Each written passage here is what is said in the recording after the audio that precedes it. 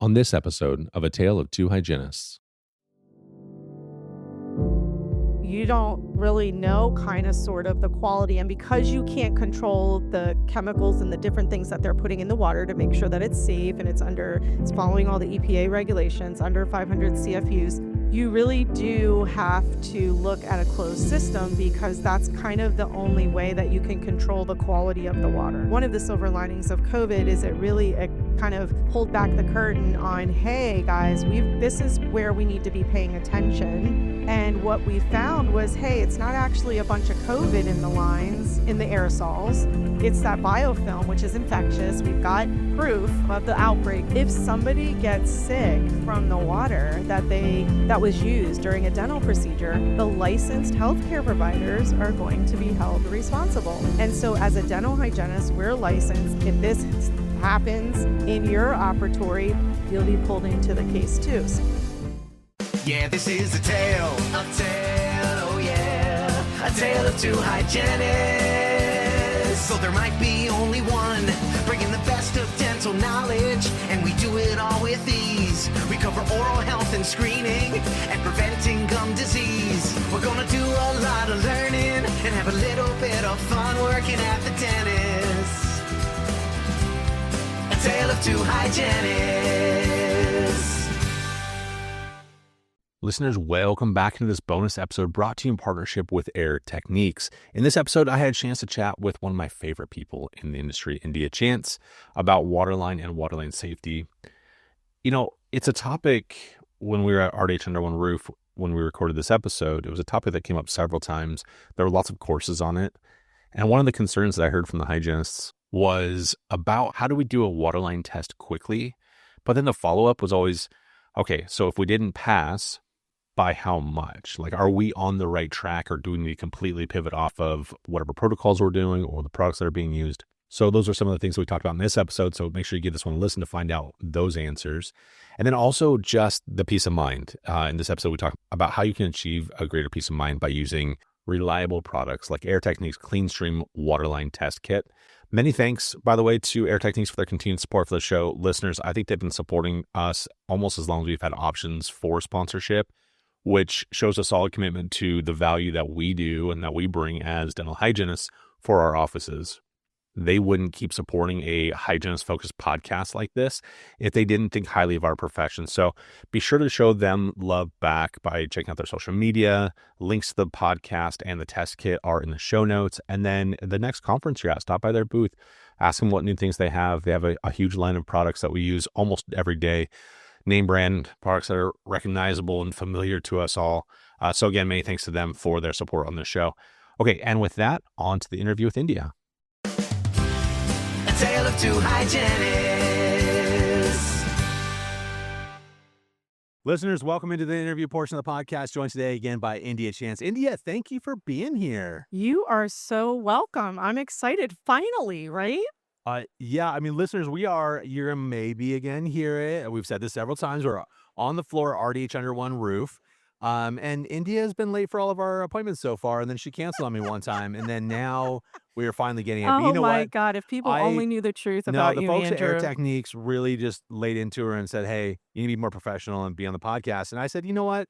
She does need to do that. And so I appreciate those folks. They've always supported us I over love all it. of the years. And so I'm Yes, grateful to they be able to talk have. about them and their products, even if it's with you. So Yeah, I love all the love and kindness that I'm getting here today. I love this. it's our Yes. annual podcast at Under One Roof for Air It Techniques, is. I I have swear. literally, I think the last 4 or 5 years, I come, and I typically don't get canceled on, but apparently there's other You're worse people. this year than you ever have Yeah, been. yeah. So I was not happy about There's that. a But hey, declining I in the digress. quality of this Exactly. operation over What here. is going on? But Oh my hey, gosh. that's not for me to say. So first of all, let's talk about just the show this year real quick before we jump into Air Okay, Technique stuff. sure, But sure. it feels different. It feels vibey again. And I love it. Yes. It's electric. Very much so. I would agree with you. This is definitely a vibe down here in Texas. I'm from the Northeast, so definitely a vibe. Everything's bigger in Texas. That is for sure. I learned that. this weekend. Definitely a vibe. It's fun. It's great CE. Lots going on. Lots of business happening. People are connecting, networking.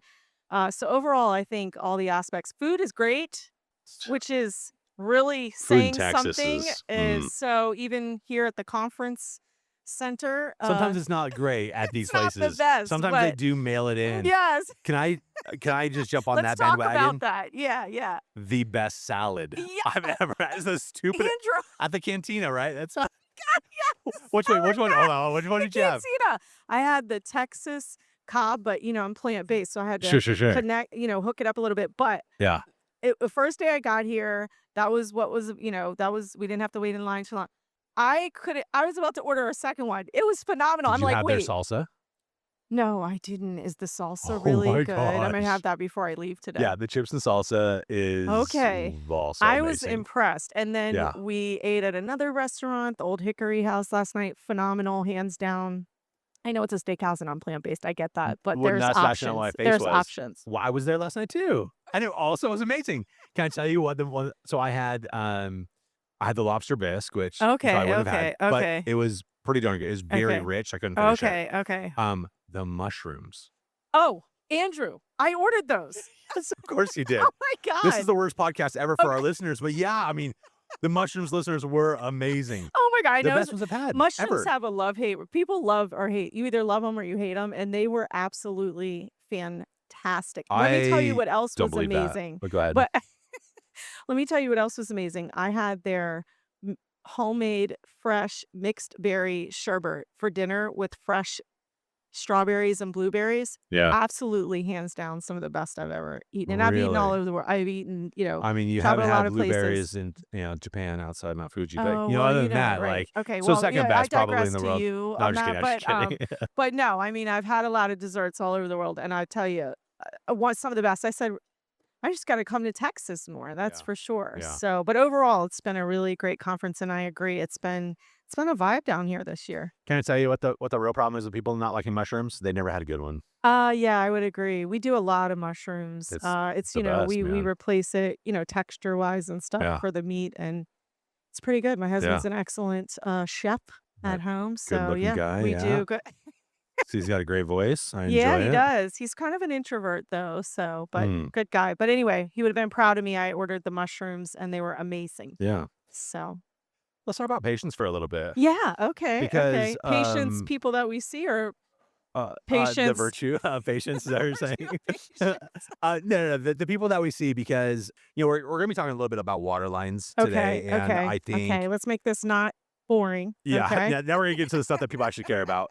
No, I think here's the thing is, like, our patients sometimes don't understand the behind the scenes. They don't Yeah, understand what goes into keeping them safe right. and appreciating the efforts that sometimes we take to do it. Yes. Yes, yes. But because they don't, sometimes I feel that we get a little bit complacent as clinicians that we don't do the right things in the right order and or the right procedures because no one's gonna know. Yeah, maybe. I Push on don't that. know if Push it's on it. complacency or if How it's did we have waterline issues in all those places where all the kids got sick then? If it's not complacency. well, I think some of it in defense of dental teams and stuff, sometimes it's just knowledge. Because at that time in 2016, if we go back to 2016, there wasn't a lot of conversation around water lines.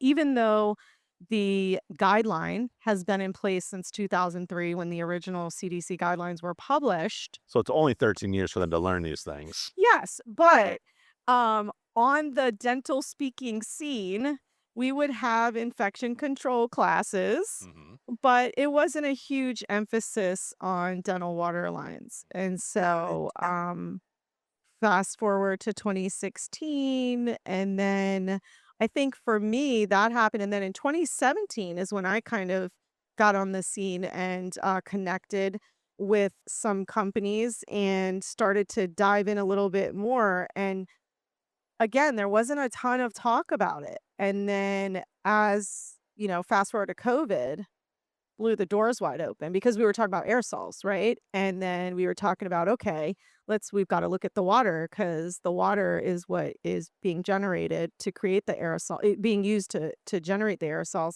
And it's it's really, and that's the funny thing too. It's not really the water, it's the line. Yeah. You understand what I mean? So a lot of times, people are using tap water, which is safe, so to speak, right? Depending on where you live, okay? Okay. It, but it's the lines that the water goes through, the piping and things like that. That's Okay, where the let's back up. biofilm You're grows. already starting to kind of maybe skip too far. Okay, Let's okay, go let's back up. into this person that's like really entering this world for the first time, either Okay, whether it's a new grad or whether they've been practicing for 30 years and just sure, all of a sudden got thrown into sure. the point person in their office to keep the Yes, world safe. yes, Okay. right, right, right. So there are water sources that, by the way, I did not know that people just plumb into city water sources. Plumb into them, And yes. then when I found out that that was a thing that happened, I never thought in any of my years, even at high-end offices, that that would be something that exists, because I have heard from the waterline gurus Sure, that it is very hard to control that aspect. yeah, Now, this that's was true. years ago. Why is it hard to control the outside source water as opposed to like a closed system?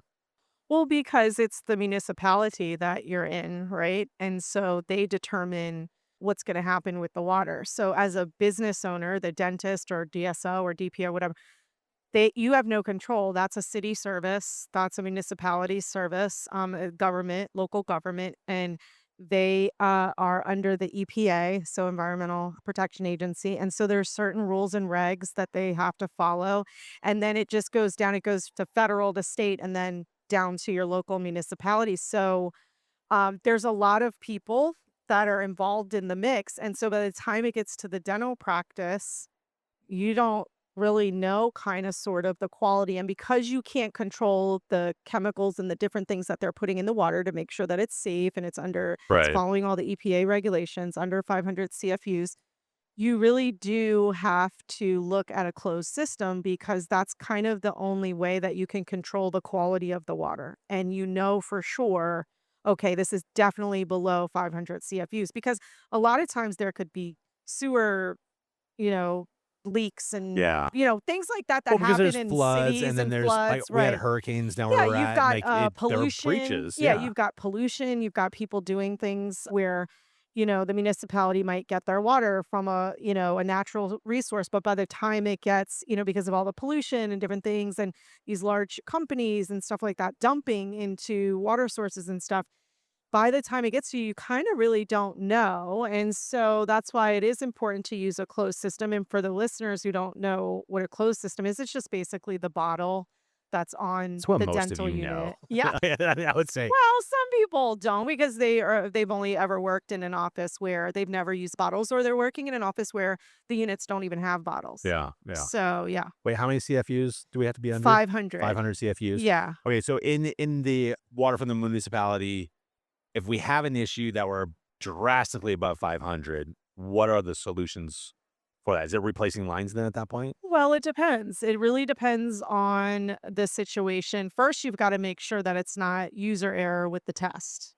Okay, so when you're testing, so let's back up a little bit. So there is a kind of an industry protocol for taking care of your water lines. And so there's a couple of steps. One, it's going to be you're going to use a solution, a chemical to shock your lines.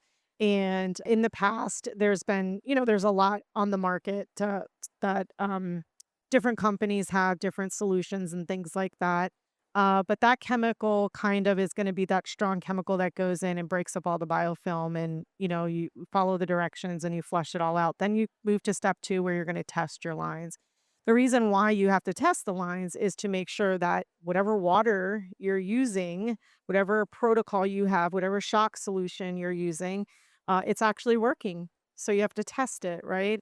And then after that, step 3 is you're treating. So you're treating the lines, and there's various types of products on the market to treat the lines and stuff. So Can I ask a dumb question?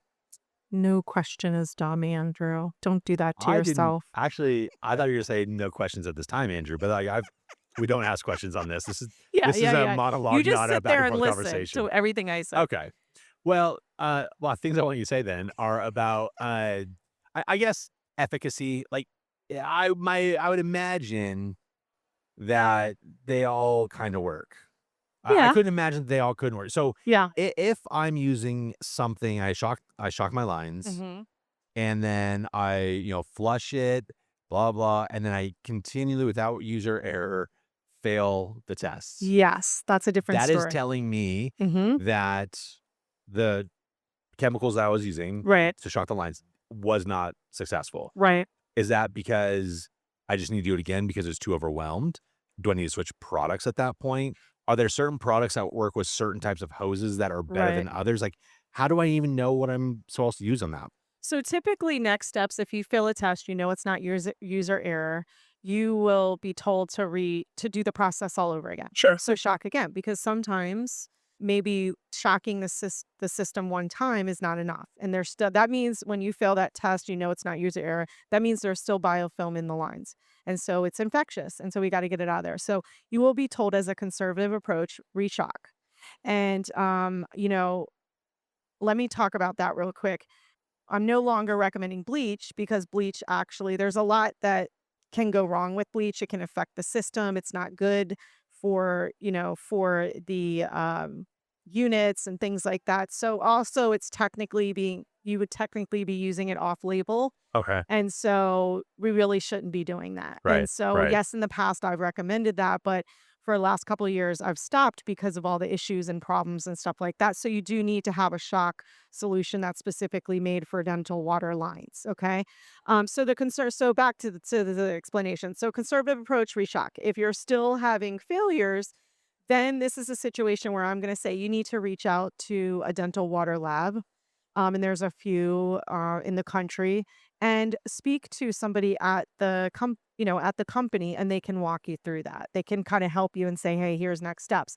I've seen times where it's been recommended, okay, you did an in-office test. Now let's do a test where you test the water, you send it to us, and let us see exactly where you fall, because the tests in office aren't giving you the count of CFUs. Sometimes they come back 40, 50,000, 100,000, and we're supposed to be under 500. Yeah. So you will need to know like where you fall.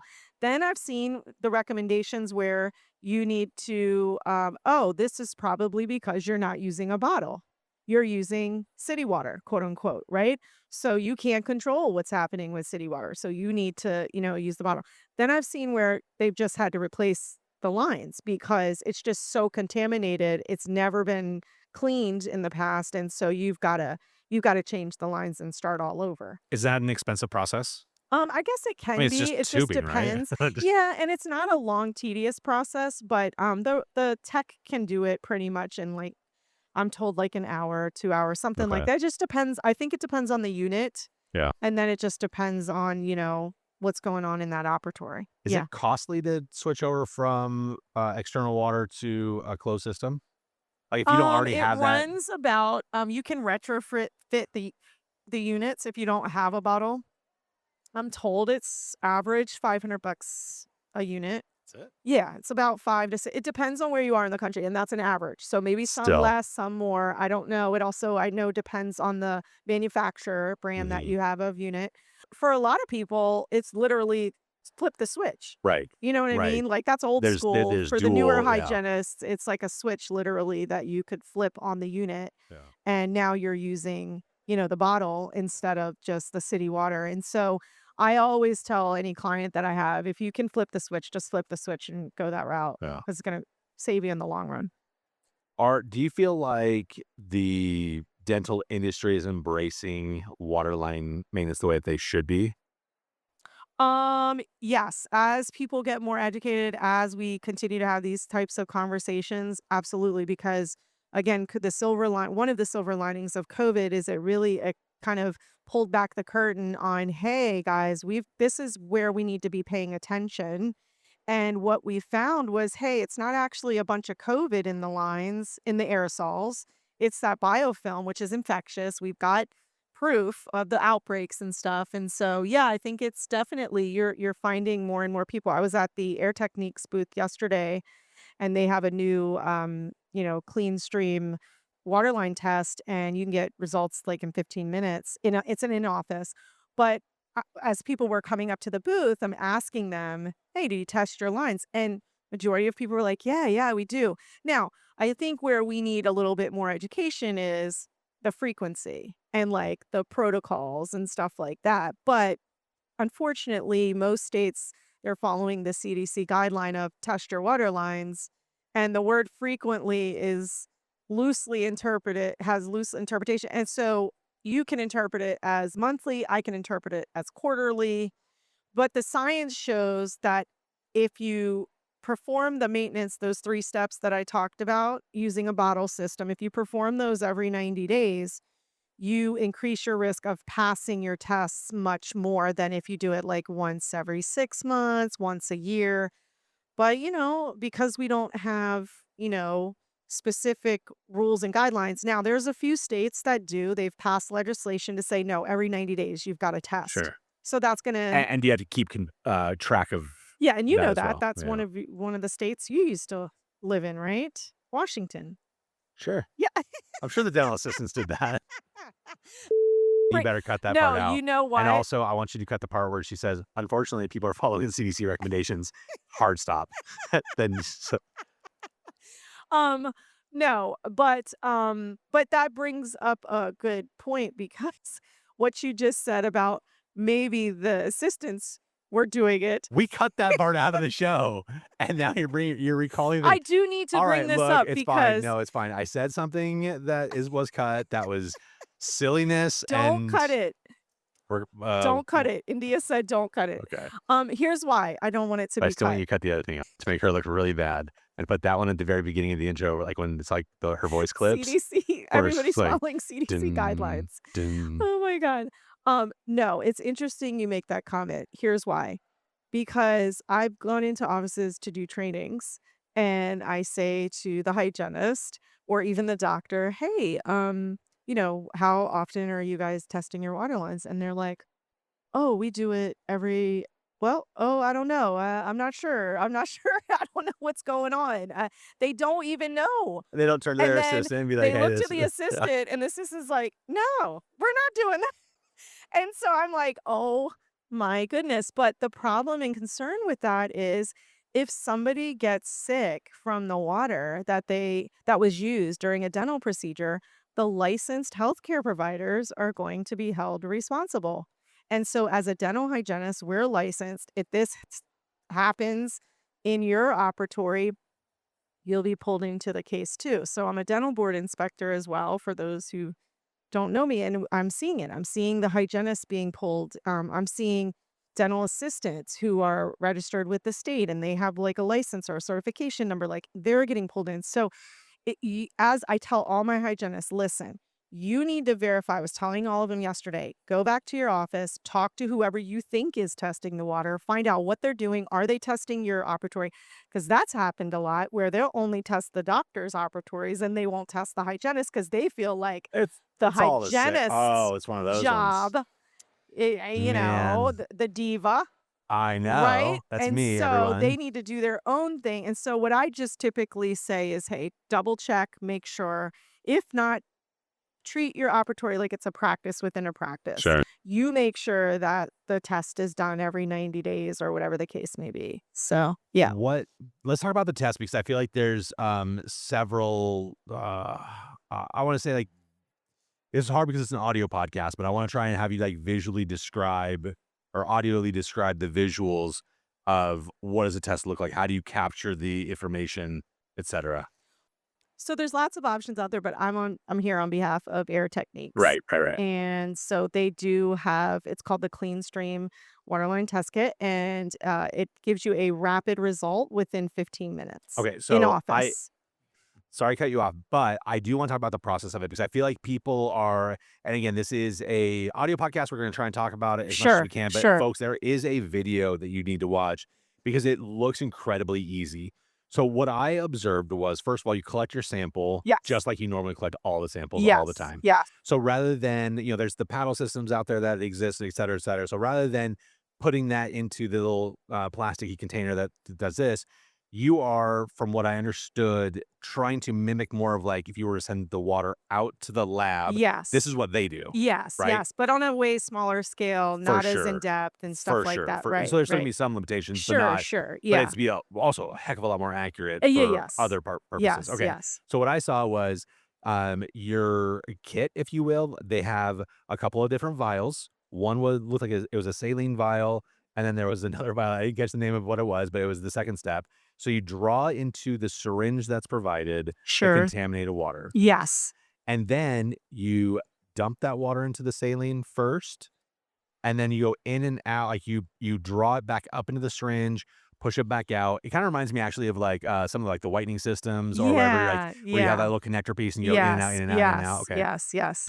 So, basically, you're trying to, like, just really get it integrated, Mm-hmm. and then you put it into the second vial. Sure. All of this is taking seconds at this point, Yes. and Right. then Right. Right. and Right. then that second vial needs to sit for Yeah, it's 15 about minutes? 15 Okay. minutes. And then when inside the box, you're going to get IFUs, so your Mhm, instructions for use, and it's going to give you kind of a guide mhm. to look at that second vial. And then you're going to look at the color, and based Yeah, on the color of what you see. So if it's pink, we're it's good. passed, purple, Yeah. clear, it's contaminated. And so you have to kind of make sure that you now, I will say it's a little technique sensitive, so you do maybe the first time you do it, but after you do it the first time, you're good to go. Yeah, It's just and yeah. that's with anything. You've got to kind of 100%. learn how to do this system and stuff like that. But to Yeah, be able to get a result in 15 minutes, that's it's pretty pretty fast. nice. Well, Yeah. and the other thing too I like about it is, like, it's a little bit counterintuitive. I actually kinda love it a lot. If Yeah. it's clear, it's bad,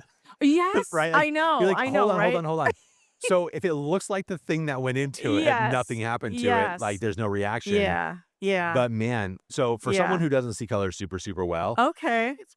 if it's clear or if it's that kind of purplish color, Yeah. I Yeah. know both of them are failures. You're But right. if there's a little bit of that pink hue to it, like, Yes. I can feel Yeah. confident. So, Yeah. even if you are like me and maybe struggle seeing some colors or Sure, maybe never sure. learned his colors in the first place, we Sure, don't really sure. know what Right. happened. Mrs. Raycraft Bell in the 1st grade, Oh my god. damn, never Oh really my god. reinforced what I learned in kindergarten. Mrs. Right. Whittinghill, one of Right. those 2, is they're both old ladies, and they did not do a good job on the colors. But anyways, so yeah, so I think it's, the results are pretty easy to understand, it's Yeah. pretty darn clear, Yeah.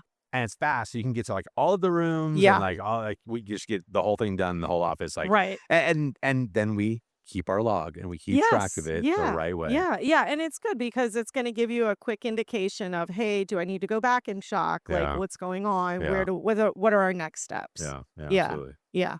Man, how does their techniques keep coming up with new stuff? Like, at a certain point, you're like, my portfolio is full. I'm good on all this. They just keep coming up with cool stuff. Yeah, yeah, they do. Well, they have a line cleaner, which is really nice. I love their line cleaner, the Monarch line cleaner. Yeah. Because of the workflow purposes. In the beginning, you use it, for the first 2 weeks, you use it every night. But then after that, it's just a weekly line cleaner. And so it does replace, like, if maybe you're using tabs or something else. This is something you're just doing once a week. So that's Mhm. pretty nice. So I think they're kind of trying to reduce the amount of steps. They're trying Yeah. to reduce the time, make the workflow a little bit easier. And they've done a Which great we're job at really that. appreciative of because Yeah, that's, I mean, sure. that's it's rough in this day and age, especially with all the other issues that we're having with reimbursements and things like Yeah, that. Like, yeah. we need to we need to try and bend as much as we can and get more things done in Yeah. a similar amount of time if Yeah. we can, and Yeah, well, this just there's makes our lives workforce easier. shortages and stuff Yeah, like that as far as like or turnover or things like that. yeah, You're seeing a lot more people coming into dentistry that are handling these infection control tasks that don't have a lot of experience with it. So anything that a company can do to say, hey, let's make this workflow a little bit easier, streamline it a little bit easier. I'm definitely in support of that because we still need to do all these things. We still need to keep our patients safe. We need to make sure we're safe. And, when it comes to water lines and all of that kind of stuff, it is important because we're in the operatory the whole day with all these aerosols. And so anything we can do to make sure that it's safer for everybody involved, hmm I'm hmm all for that. Yeah. Amen, man. Amen. Well, if anyone wants to check out, find out more information, where can they go? Airtechniques.com, and it's right there. It's right there on their homepage. You just look under the infection prevention products. Awesome. Mhm. India, people want to reach out to you personally. How can they find you? I am on Learn to Prevent. That is my company. Learn the number 2 prevent. We're on social media, online, learntoprevent.com. Reach out if you have questions about the waterline test, anything like that. Definitely give me a shout and I will make sure your questions get answered. Awesome. Thank All you right. for being here. You're welcome. Thank you for having me. I love our annual chats. All right, listeners, that is our show for today. Thank you so much for joining us. Be sure to reach out to all of our guests. Give us a follow on social media. Make sure you hit that subscribe button. And if you have a minute, head over to our website and sign up for our newsletter. All right, we'll see you on the next one. This has been a production of Endeavor Business Media, a division of Endeavor B2B.